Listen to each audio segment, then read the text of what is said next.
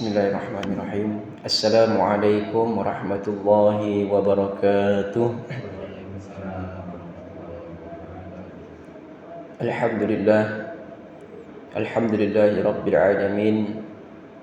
Alladzi arsala rasulahu bil huda wa dinil haqq liyuzhirahu 'ala ad-dini kulli wa kafa billahi shahida. Asyhadu an la ilaha illallah wahdahu la syarika lah.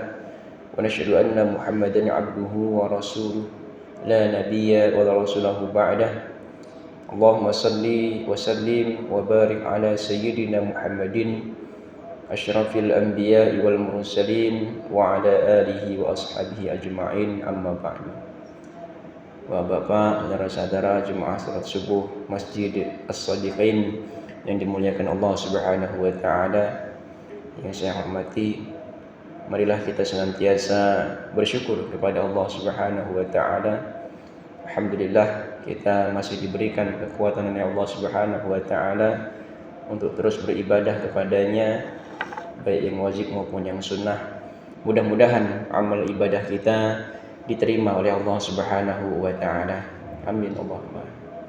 Dan tak lupa marilah kita memperbanyak salawat serta salam kepada Nabiullah Muhammad sallallahu alaihi wasallam, yang mana kita mengharapkan mudah-mudahan nanti di akhirat kita diakui sebagai umatnya, dan di akhirat nanti mendapatkan syafaat dari beliau sallallahu alaihi wasallam atas izin Allah.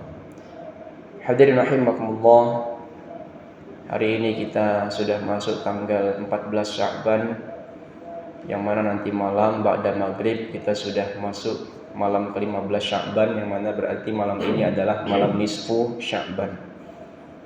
Di bulan Sya'ban ini terdapat satu malam yang mulia, yaitu nisfu Sya'ban. Insyaallah malam ini kita masuk di malam nisfu Sya'ban, yang mana tahun ini bertepatan pada Senin malam Selasa. Rasulullah sallallahu alaihi wasallam bersabda, "Innallaha yattali'u ila jami'i khalqihi lailatan nisfi min Sya'ban. Wa yaghfiru li jami'i khalqihi illa li musyrikin aw musyahin." Rasulullah bersabda, sesungguhnya Allah memperhatikan seluruh makhluknya pada malam nisfu Sya'ban. Lalu dia mengampuni semua makhluknya kecuali orang yang berbuat syirik dan orang yang bermusuhan.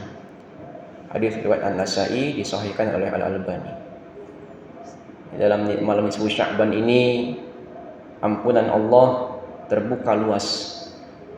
Berarti kita malam ini apapun ibadah yang kita lakukan, mudah-mudahan wasilah ibadah yang kita laksanakan, apakah itu membaca Al-Quran, apa itu salat sunnah, apakah itu mungkin di siang harinya kita berpuasa dan seterusnya. Kita bermohon kepada Allah mudah-mudahan amal ibadah yang kita laksanakan tersebut diterima dan menjadi wasilah diampuninya dosa-dosa kita. Karena kita pasti sebagai manusia biasa pasti memiliki yang namanya dosa dan kesalahan. Kullu bani Adam khata' wa khairu khata' in tawabun. Setiap anak Adam pasti memiliki kesalahan, dan sebaik-baik orang yang bersalah yaitu yang bertaubat kepada Allah Subhanahu wa taala.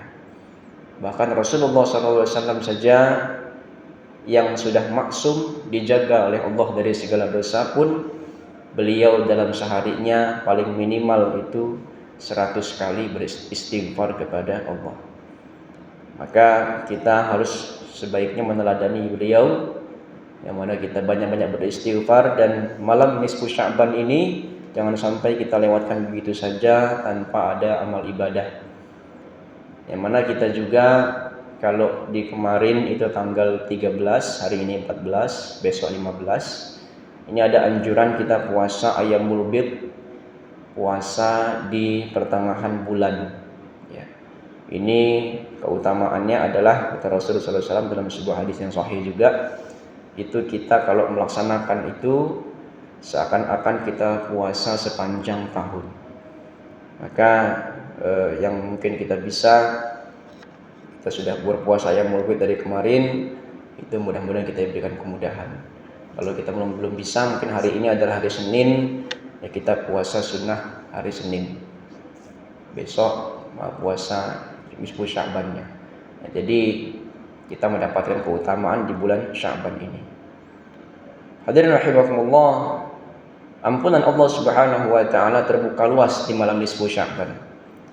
Berdasarkan hadis Rasulullah SAW tadi dinyatakan, tetapi ada yang tidak diampuni oleh Allah, yaitu adalah orang yang berbuat syirik dan orang yang bermusuhan.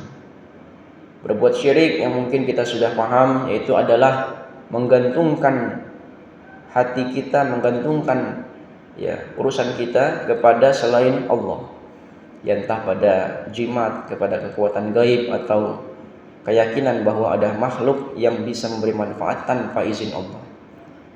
Nah, ini adalah musyrik.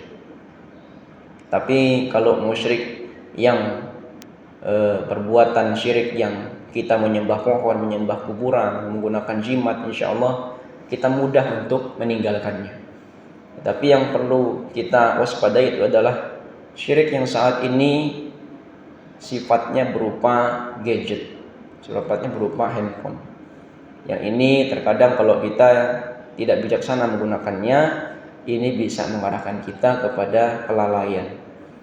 Bagaimana kita sering melihat anak-anak muda kita zaman sekarang sering sekali yang namanya menggunakan gadget sampai lupa sholat, sampai lupa belajar, sampai lupa membaca Quran dan seterusnya. Ini juga perlu kita waspadai, sehingga syirik modern ini tidak terlepas lagi dari teknologi yang semakin canggih saat ini.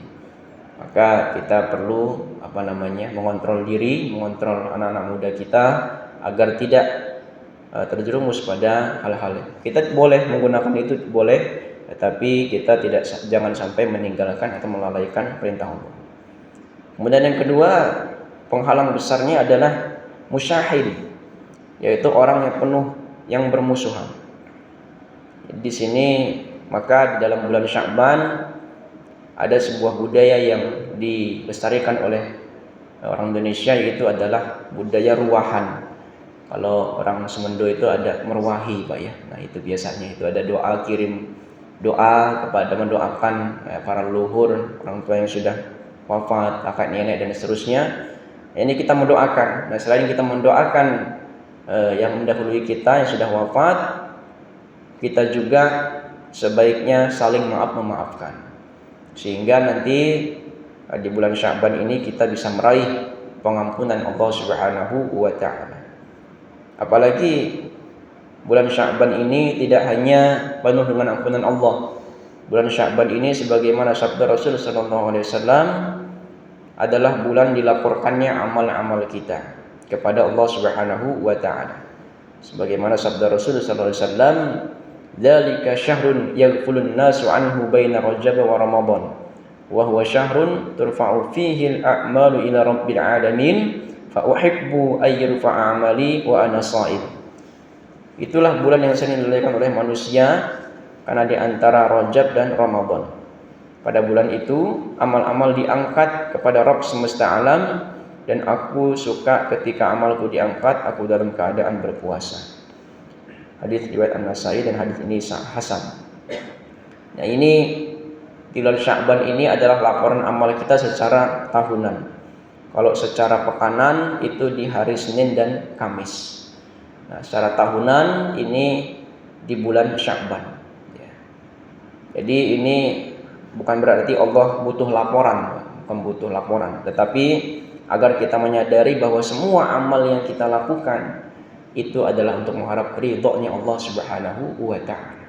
Yang mana kalau kita diterima amal ibadah kita itu, maka kita bukan sekedar mendapatkan pahala, tapi kita juga bisa mendapatkan ridhonya Allah Subhanahu wa taala, sehingga kita mendapatkan rahmatnya Allah Subhanahu wa taala. Karena rahmat Allah itulah yang akan memasukkan kita ke dalam surganya Allah Subhanahu wa taala.